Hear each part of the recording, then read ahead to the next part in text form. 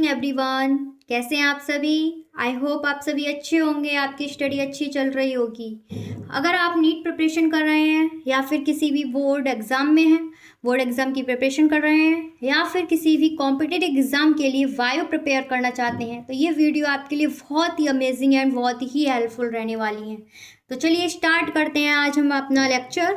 आज तो हम पढ़ रहे थे 11th एनसीईआरटी का first chapter the living word. तो द लिविंग वर्ड में सबसे पहले हमने क्या देखा था, क्या क्या क्वेश्चन था हमारा first, the what is living, living क्या है ये सीखा था हमने कि फिर उसके बाद हमने उसके फीचर्स देखे थे, लिविंग के क्या फीचर्स हो सकते हैं। तो वो एक हमने सिंपल सी ट्रिक्स देखी थी। वो ट्रिक क्या थी हमारी, अब तो आपको लर्न भी हो गई होगी, काफ़ी बार रिवीजन हो चुका है इस चीज़ का। तो वो ट्रिक क्या थी हमारी, ग्रेम्स। क्या थी, ग्रेम्स।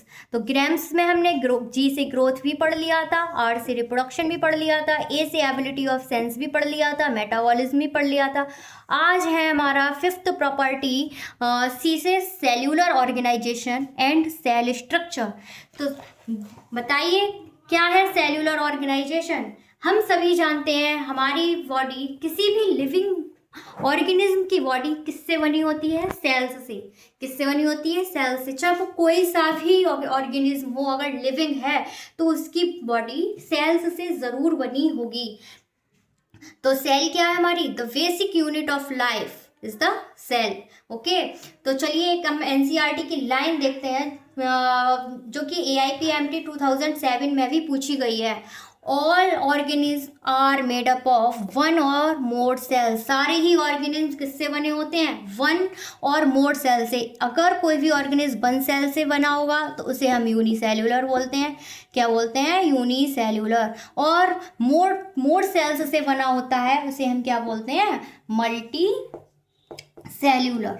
ओके, तो अब ये देखिए, सेल्स, कोई भी सेल है, सेल से मिलकर क्या बनेंगे, टिश्यू बनते हैं। टिश्यू से मिलकर क्या बनता है, ऑर्गन बनता है। अगर वह एनिमल है तो उसमें ऑर्गन सिस्टम बनता है। ठीक है, चलिए अब हम किसी भी प्रॉपर्टी की हमारा मेन पॉइंट होता है डिफाइनिंग फीचर। अब तो बहुत बार रिवीजन हो चुका है, ये आपको एकदम माइंड में आपकी सेट हो चुका होगा वो क्या है डिफाइनिंग फीचर। तो डिफाइनिंग फीचर वर्ड आते ही आपके माइंड में दो पॉइंट तुरंत ही क्लिक कर जाने चाहिए। वो कौन से हैं दो पॉइंट, चलिए देखते हैं। डिफाइनिंग फीचर के लिए, present in all living, any character present in all living और absent in all non living. तो बताइए क्या सभी ही लिविंग की बॉडी सेल्स से बनी होती है, तो क्या है आपका आंसर, यस। क्या ऑल नॉन लिविंग की बॉडी में सेल एब्सेंट रहती हैं, यस। कोई भी नॉन लिविंग होगा उनकी बॉडी सेल्स से नहीं बनी होगी, तो ये पॉइंट भी yes. If both point yes तो ये भी यस। ओके, तो ये डिफाइनिंग क्या, ये लिविंग ऑर्गेनिज्म का डिफाइनिंग फीचर है, यस। चलिए हमारा सेल्यूलर ऑर्गेनाइजेशन था वो हमारा यहीं तक था। This is all about cellular organisation. चलिए आज हम कुछ क्वेश्चन देख लेते हैं, जहाँ यहाँ तक हमने जितना पढ़ लिया है उनसे हमने कुछ क्वेश्चन बनाए हैं। चलिए कुछ क्वेश्चन की स्टडी करते हैं। देखिए, सीखिए कुछ क्वेश्चन, देखिए कुछ क्वेश्चन फ्रॉम, पहला क्वेश्चन है हमारा, फ्रॉम फॉलोइंग, थोड़ा दूर से, which can not be defining feature of living organism. इन सारे ही जो भी ऑप्शंस हैं उनमें से हमें देखना है कौन सा हमारा डिफाइनिंग फीचर नहीं है, कौन सा हमारा डिफाइनिंग फीचर नहीं है। तो बताइए आंसर, 2 मिनट वीडियो को पॉज कीजिए, आंसर सोचिए, उस आंसर का कुछ क्वेश्चन का कुछ आंसर सोचिए, फिर वापस इस वीडियो को देखिए। ठीक है, तो पहली प्रॉपर्टी है हमारी सेल्यूलर ऑर्गेनाइजेशन। ये तो हमने इसका मैं सॉल्यूशन बताती हूँ।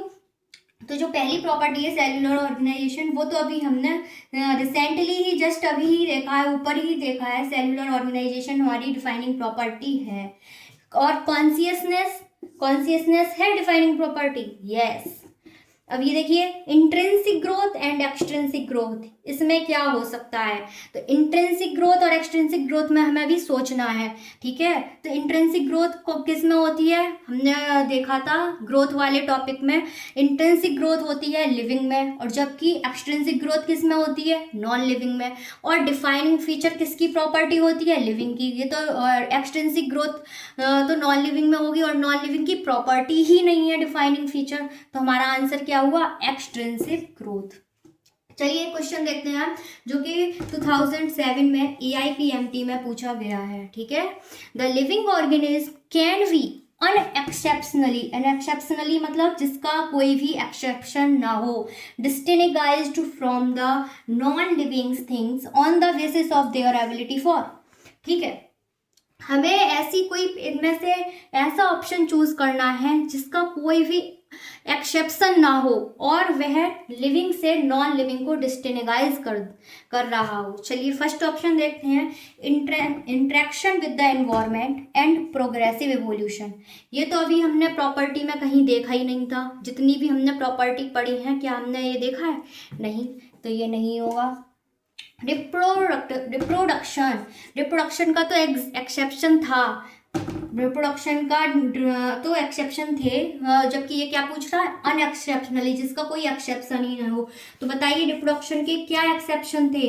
तो रिप्रोडक्शन के एक्सेप्शन था म्यूल्स और इनफर्टाइल ह्यूमन कपल, और क्या थे? इनफर्टाइल ह्यूमन कपल, तो ये भी नहीं होगा, ठीक है। थर्ड है हमारा ग्रोथ एंड मूवमेंट, क्या इसके एक्सेप्शन थे? यस, इसके भी एक्सेप्शन थे, जैसे कि माउंटेन्स, वुडर्स, ठीक है, एक्सेट्रा। तो ये भी होगा? नहीं, ये भी नहीं होगा। अब देखिए रिस्पॉन्सिव टू टच, टच करने पर जो रिस्पॉन्स दे, ठीक है, तो इसका हमारा कोई एक्सेप्शन नहीं है। कोई भी, जितने भी लिविंग होंगे वो टच करने पर रिस्पॉन्स कुछ ना कुछ देंगे, और जबकि कोई सारे नॉन लिविंग, जो नॉन लिविंग होंगे वो कोई भी रिस्पॉन्स आपको नहीं देंगे। तो इसका आंसर क्या हुआ? Responsive to touch. चलिए आज हमारा यहीं तक था। नेक्स्ट वीडियो में हम नेक्स्ट प्रॉपर्टी डिस्कस करेंगे, तो आप इन वीडियो से अपनी स्टडी आगे बढ़ा सकते हैं। Thank you so much, and please like, share and comment.